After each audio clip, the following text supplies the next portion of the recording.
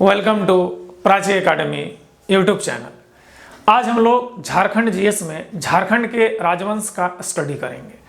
तो झारखंड में जैसे ही राजवंश का स्थापना हुआ उससे पहले का थोड़ा सा इतिहास को झारखंड का समझना होगा आपको। जब तक इस चीज़ को नहीं समझिएगा, राजवंश का उदय कैसे हुआ, कैसे यहाँ पर राजवंश चला, इसके बारे में आप डिटेल से आप नहीं बता सकते हैं। तो सबसे पहला चीज़ आपको इसमें, जैसे ही हड़प्पा सिविलाइजेशन का अंत होता है तो एक भारत की भूमि पर एक नया सिविलाइजेशन आता है जिसको हम लोग कहते हैं वैदिक काल।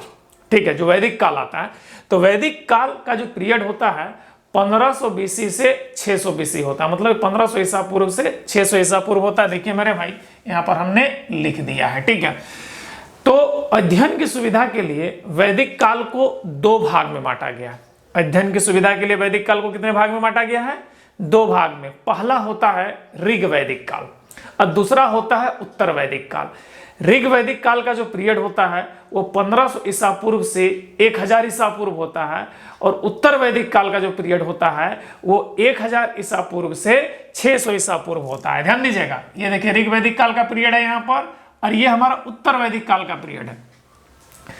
ऋग वैदिक काल के जो लोग थे वो तामा धातु से परिचित थे। ऋग वैदिक काल के लोग क्या थे? तामा धातु से परिचित थे। और साथ ही साथ उत्तर वैदिक काल के लोग जो था सोना, चांदी, लोहा और तामा धातु से परिचित थे। मतलब कि ऋग वैदिक काल में सिर्फ तामा धातु ही मिला था, लेकिन जैसे उत्तर वैदिक काल का पीरियड आ गया तो सोना भी पता चल गया, सोना से भी परिचित हो गया, चांदी से भी परिचित हो गया और लोहा से भी परिचित हो गया। तामा से तो पहले से परिचित था। तो ये चार धातु से परिचित हो गया उत्तर वैदिक काल जैसे ही आया। तो यहाँ के जो भारत के धरती पर जो भी आदमी लोग आए थे, जो सिविलाइजेशन आए, वो लोग चार धातु से परिचित हो गए। तो इसी ऋग वैदिक काल में हमारा ऋग्वेद का रचना हुआ है। ऋग वैदिक काल में किसका रचना हुआ है? ऋग्वेद का हुआ है। और उत्तर वैदिक काल में बाकी तीन वेद, सामवेद, यजुर्वेद और अथर्ववेद का हुआ है। तो इस ऋग्वेद में, ऋग वैदिक काल में ही ऋग्वेद का रचना हुआ है। तो इस ऋग्वेद में झारखंड में जो एक जनजाति रहती थी, जो पहले से रहती थी, जो वैदिक काल की समकालीन है, उसको कहते थे मेरे भाई असुर जनजाति। असुर जनजाति। और इस असुर जनजाति को ऋग वैदिक काल में सीसन देवा या लिंग पूजक कहा गया है।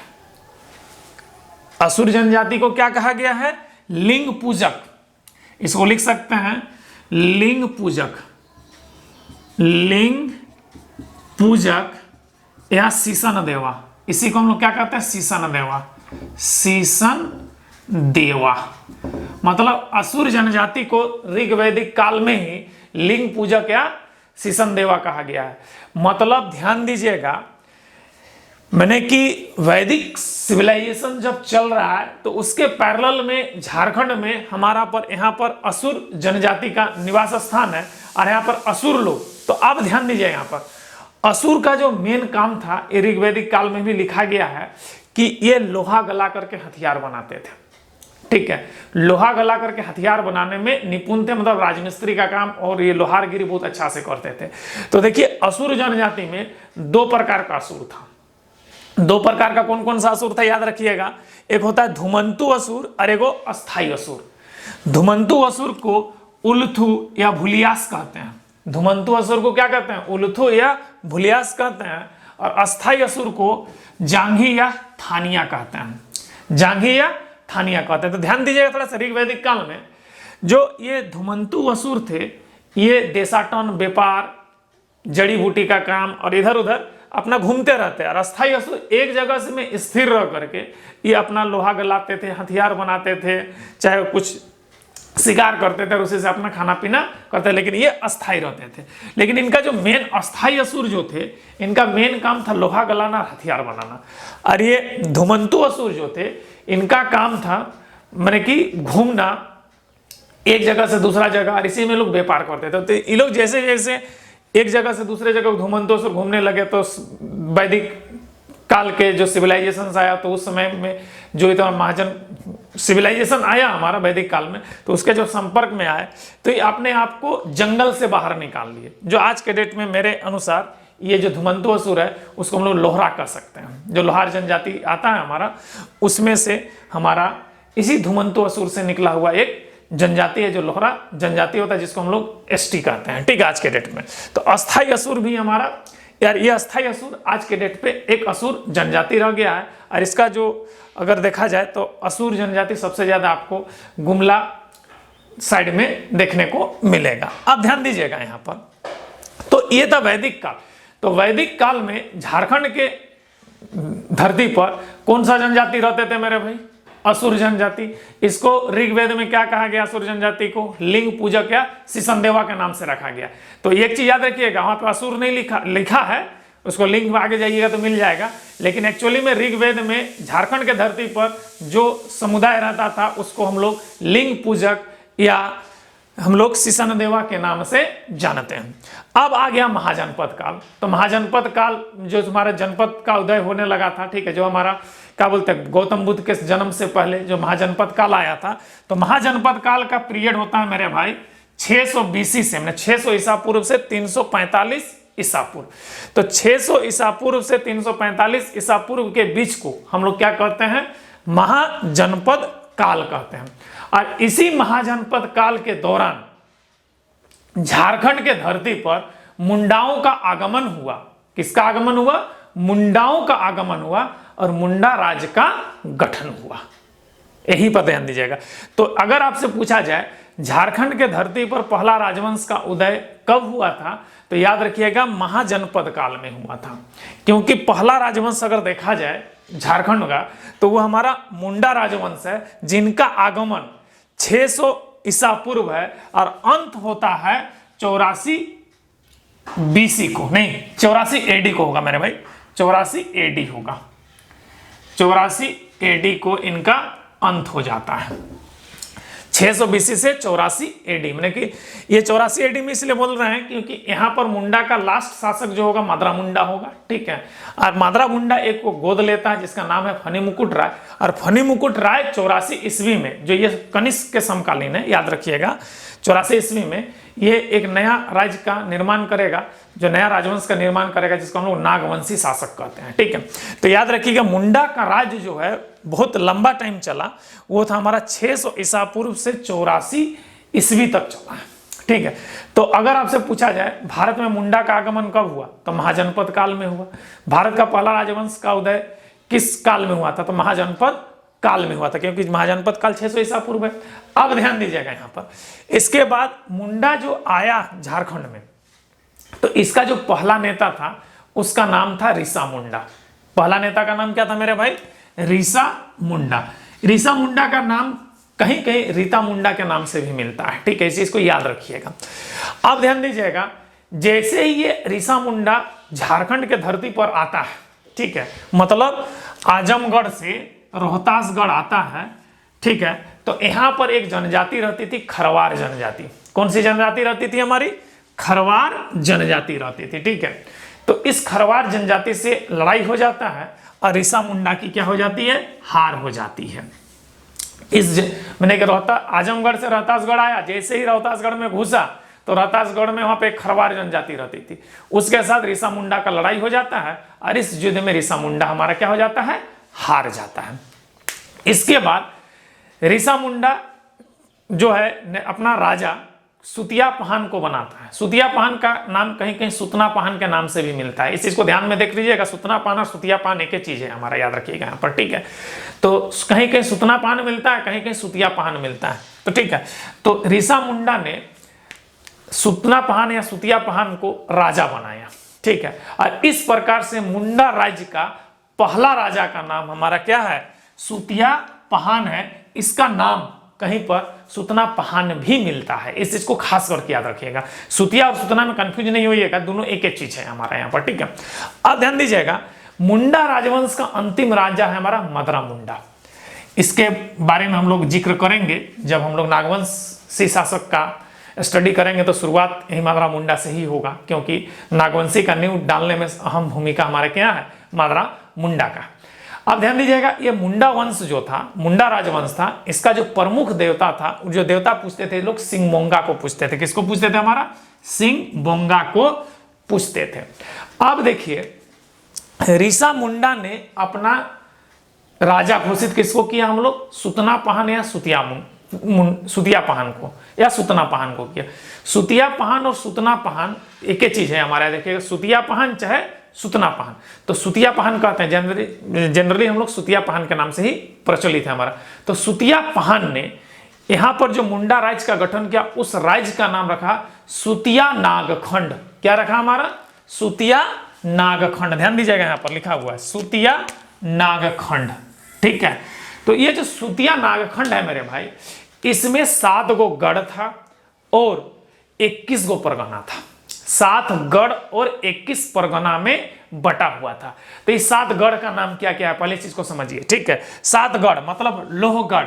लोहगढ़ जिसको हम लोग लोहरदगा के नाम से आज के डेट में जानते हैं। हजारीबाग को आज भी हजारीबाग के नाम से ही जानते हैं। उस समय सिंहगढ़ कहते थे। ये सिंहभूम हो गया, इसमें पूर्वी सिंहभूम, पश्चिमी सिंहभूम और कुछ उड़ीसा का इलाका भी आता है। ठीक है, ये हमारा पालुमगढ़। पालुमगढ़ इसको हम लोग पलामू कहते हैं। इसके अंतर्गत हमारा इसका जो लास्ट एरिया दायरा जाएगा सोनपुर तक जाता है। ठीक है, अब देखिए मानगढ़। ये मानगढ़ हमारा मानभूम है। क्या है? मानभूम है। तो मानगढ़ का जो एरिया था हमारा धनबाद, बोकारो और पुरुलिया जितना में है, ये पूरे कंबाइंड को हम लोग क्या कहते हैं? मानगढ़ या मानभूम के नाम से जानते हैं। अब देखिएगा सरगुजा या सरगुजगढ़। सरगुजा या सरगुजगढ़, ये सरगुजा या सरगुजगढ़ ये हमारा छत्तीसगढ़ में है। ये कहां पर है मेरे भाई? छत्तीसगढ़ में है। और इसका ये आज के छत्तीसगढ़ में एक जिला है। ठीक है, ये छत्तीसगढ़ में क्या हमारा एक जिला है। इसका जिला मुख्यालय कहां पर? जिला मुख्यालय का जो शहर है उसका नाम क्या है? अंबिकापुर है। याद रखिएगा। तो ये जो गढ़ है आज के डेट में वर्तमान में ये हमारा छत्तीसगढ़ में है। ठीक है, उसके बाद है कैसलगढ़। कैसलगढ़ का जो वर्तमान नाम है वो कुशलगढ़ है। और याद रखिएगा ये आपका राजस्थान में है। अब बोलिएगा कि मुंडा राजस्थान कैसे गया? बीच में तो मध्य प्रदेश आ गया था। तो ध्यान दीजिएगा, जैसे जैसे झारखंड आया तो झारखंड के बाद हमारा उसके सटा हुआ राज्य में छत्तीसगढ़। तो छत्तीसगढ़ तो उसमें मध्य प्रदेश था मेरे भाई। ठीक है, तो छत्तीसगढ़ था। और उसे जो ये कैसलगढ़ है जिसको कुशलगढ़ कहते हैं जो राजस्थान में, तो मध्य प्रदेश और राजस्थान का बॉर्डर एरिया जहां पर भील जनजाति रहते हैं आज के डेट पे। ठीक है, तो जैसे ही मुंडा जनजाति बिखर गया, जैसे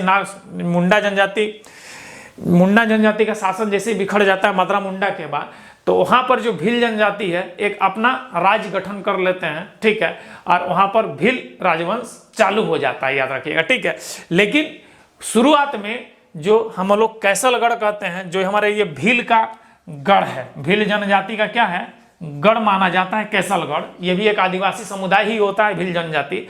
ये कैसलगढ़ जो होता है भील आदिवासी समुदाय का एक गढ़ माना जाता है। एक समय में इस पर भी मुंडाओं का कंट्रोल था। और ये कैसलगढ़ अभी वर्तमान में कहां पर है मेरे भाई? राजस्थान में है। ठीक है, कहां पर है? राजस्थान में। सुरगुजा या सुरगुजगढ़ ये वर्तमान में कहां पे है? छत्तीसगढ़ में।